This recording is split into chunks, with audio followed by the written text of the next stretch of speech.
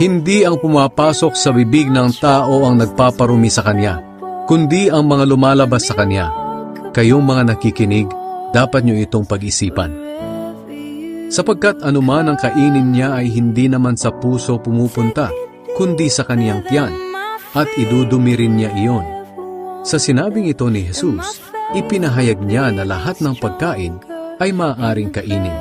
Sinabi pa ni Jesus, ang lumalabas sa tao ang nagpaparumi sa kanya sa paningin ng Diyos, sapagkat sa puso ng tao nagmumula ang masamang pag-iisip na nagtutulak sa kanya na gumawa ng sexual na imoralidad, pagnanakaw, pagpatay, pangangalunya, kasakiman, at paggawa ng lahat ng uri ng kasamaan tulad ng pandaraya, kabastusan, inggitan, paninira sa kapwa, pagyayabang, at kahangalan.